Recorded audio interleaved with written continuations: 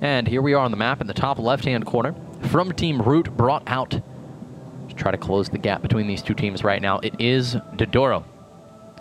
He's facing off against in the bottom right. His opponent from Team TSL just took out Masa. Now could take the score to 4-1. He'll be trying to do that. Ladies and gentlemen, it is Value. Man, all these old accounts that are coming yeah, that's up exactly killer. what I was just...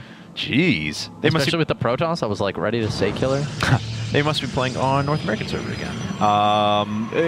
Most teams will actually switch back and forth. Our rules state that if you can't agree on a server to be played on, you play on the North American server. But most teams will go ahead and just swap back and forth between servers, play one on NA, one on Korea, etc., depending on where their players are at. All right, so this could make a big difference, Kevin. PvP, very micro-intensive matchup. Mm-hmm. And Dodoro's a very good player. Actually, the first pro player I ever casted my entire life. Really? So, yeah, actually, got pulled into a game with him.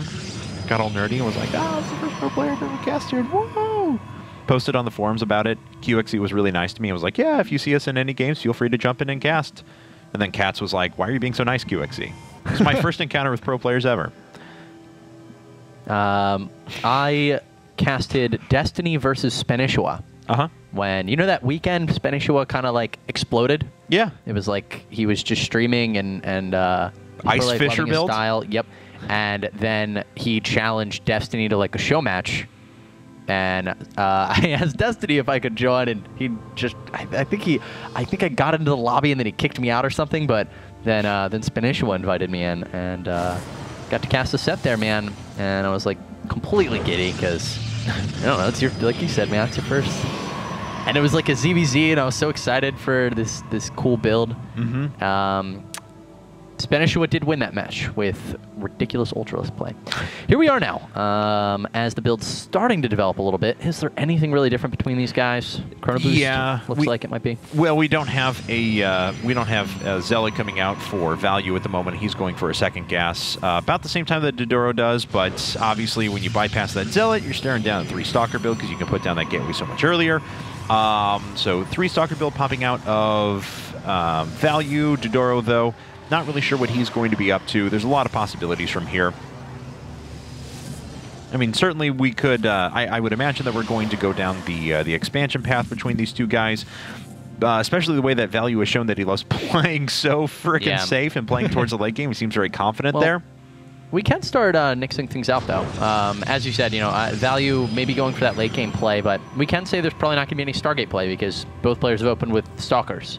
You know, if you're going to go for a Stargate, unless you're going for some serious trickery, a Sentry is much more common. Well, Value, he's got a second gateway wrapping up right now. And I don't think Dodoro, he does not have such a structure. In fact, he's going to go for a very fast robo here. Yep. Robotics facility on the way, and there's a couple of places he could go with that. It looks like Value trying to get out there and actually poke away at the Stalker. He wants to try and bring it into the second and third Stalker that he's going to have out here in a second, but Dodoro's not taking the bait. Doesn't want to lose any unnecessary life on these units. Yeah. And there is a second Stalker, but it's going to be 2 versus 3 now. In fact, a pylon. Oh, I thought that was Dodoro's going down. But this is an engagement that Dodoro would win if they continue to carry out. Slight miscontrol there from Value as he took a couple unnecessary shots on one of his Stalkers. But not going to be the biggest deal in the world, but still something to note. Looks like he has a Sentry popping up at the front now, too. Nothing he's going to have to worry about, though, as far as like a big 4-gate or gateway push or anything like that. But he manages to pick off a Zealot for free, only losing shield energy on his Stalkers. That was nice overall. The Zealot did manage to get inside. Now, what did he manage to get a glimpse of? Let's see here. Because that was the ultimate goal to get in there. Nothing. He didn't actually get far enough. Absolutely nothing. Yep. And doesn't know about his opponent's own robotics facility. How late was the second gas for Value? Because he does not have much. That's actually, he's got 3 sentries at this point. And that's, I mean, he's really shelling up right now. 2 more gateways going down for Dodoro, in fact, as he takes his Nexus.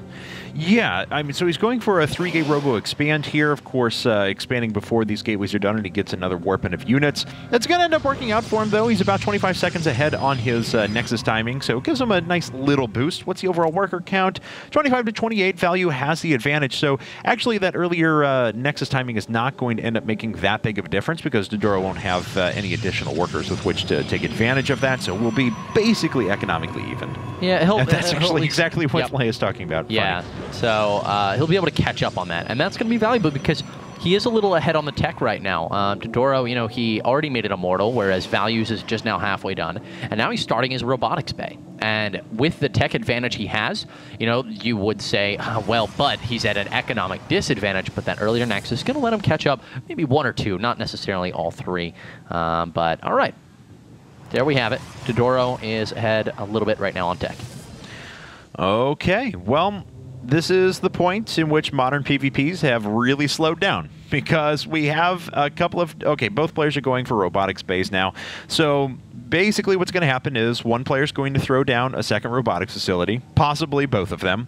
We'll see a couple more gateways added on, maybe one forge to press ahead one upgrade whenever you eventually hit your 200 supply off of Colossi. And we wait, and we wait, and we wait. Yeah, nobody can really push out because, well, we do have a Warp Prism play coming out of Value, though. And that definitely opens up the possibilities for some crazy things to happen. But if you're, in fact, he may just be going for Warp Prism speed. That's also a definite possibility here. If you both go for Colossus, it's kind of, you can't push out because by the time you arrive, your opponent's going to have more Colossi than you. So. Right. All right, well, Robotics Bay is finished. Wait to see. That's actually picked up on.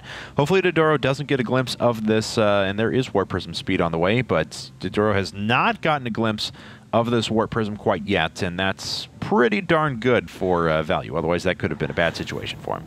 All right, here are the 2 Immortals about to jump up into this Warp Prism, and this creates some opportunities for Value to take a substantial lead. Conversely, if he loses it, he could fall very far behind. And looks like Dodoro pushing out on the map a bit with his first Colossus. Nothing else coming up behind this. He's actually just going to do a 1 Colossus attack. So it looked like Lay was making a joke in there about the this is the Dodoro timing, so this must be a very common push from him to try and get damage done. It is very strong. I mean, 2 Immortals, kills the Observer and the Colossus on top of that. That's a rough position for Value to be in. He really has to hold well. Yeah, we've got almost dead even units between these 2 guys, and we could have extended thermal lances for Dodoro, but not for the other player. Hold that thought. He is going for the full push right now. Right. Surprising. Whoa! Here he goes. Look at that control. Value picking up his hurt zealots there and then microing them to the back.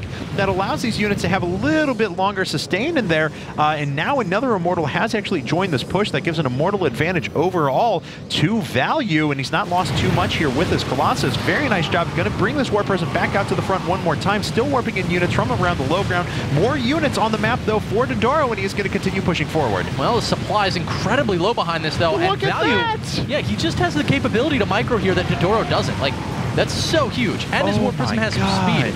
There's no way that this should have been able to work for Dodoro, and in fact, it doesn't. That was so good. I mean, Value could have been crushed there. If he had just sat there and just fired straight into that over and over and over again, it would have been a very bad situation for him. But Value finds a way to make this work. Incredible stuff there. Really top control. Yeah, you are right. Like, if he had just AWOC'd that, definitely could have lost that engagement. So, I mean, it's good to... It was really important for him, and he did a very good job of picking up those Immortals. A little surprising even to see him pick up those Zealots. That was cute. Yeah. Because most times, you know, the Zealots are kind of just, nobody worries about them. Yeah. Sure.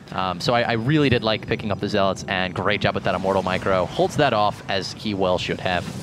Okay, well, let's go ahead and see what Value's going to do to follow this up. Value, of course, has shown us that he's not too much in the mode of just...